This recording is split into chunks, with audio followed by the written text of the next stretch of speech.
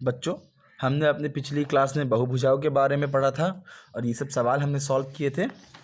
आज हम पढ़ेंगे कोण के बारे में, यानी एंगल्स। इस चित्र को ध्यान से देखिए, ठीक है। यहाँ ए और ओ और ए को मिलिए, ओ और ए और ओ और बी किरणों का आदि बिंदु एक ही है। ओ और ए और ओ और बी का जो किरण है उसका आदि बिंदु एक ही है, वो है शून्य। आदि बिंदु शून्य में दो किरणों का एक कोण का निर्माण होता है, ये वाला कोण, ठीक है, ये वाला कोण। इसको हम ऐसे दर्शाते हैं, इस चिन्ह से हम दर्शाते हैं, जैसे कि यहाँ लिखा हुआ चिन्ह से कोण को समझाने के लिए प्रयोग किया जाता है। जैसे कोण ए ओ बी को कोण ए ओ बी से समझाया जाता है, मतलब आपको कोण ए ओ बी, मतलब आप इस कोण को समझा रहे हैं तो आप क्या लिखेंगे, ऐसा करके ट्राइंगल लिखेंगे, फिर ए ओ बी, तब क्या दर्शाएगा ये, ए ओ बी, मतलब ये वाला एंगल दर्शाएगा, ठीक है। आगे पढ़ते हैं।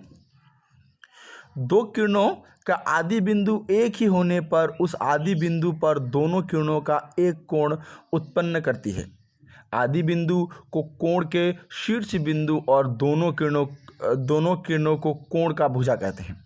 जैसे कि हमने अभी देखा ए ओ बी में देखा एंगल या कोण ए ओ बी में ओ जो है शीर्ष बिंदु है, ए ओ बी में ये जो ओ है यह एक शीर्ष बिंदु है, ठीक है। अच्छा, और ओ और ए, ये और तथा ओ और बी, ठीक है, एंगल ए ओ बी की भुजाएं हैं। मतलब भुजाएं मतलब वो दो चीज़ जिसके बीच में एक एंगल या कोण बनता है, उसको हम भुजा कहते हैं।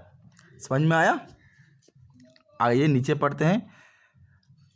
आंतरिक कोण और बाह्य कोण। आंतरिक कोण क्या होता है और बाह्य कोण क्या होता है?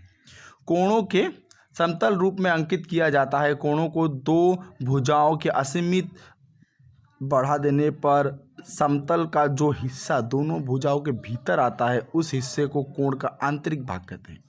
मतलब ये जो एक कोण बना है ना, इसके ये पी क्यू आर जो सब है ना, ये इसके आंतरिक भाग हैं और यहाँ पे जो कोण बनेगा उसको हम आंतरिक कोण कहेंगे, ठीक है।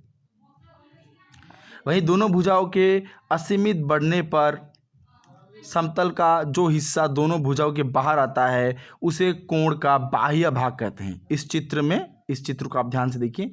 ए ओ बी के पी क्यू आर तीन बिंदु कोण को आंतरिक भाग में स्थित हैं, ठीक है। पी क्यू आर इस कोण के अंदर वाले भाग में स्थित हैं, जबकि एल एम और एन जो है बाह्य भाग में स्थित हैं, ठीक है। धन्यवाद।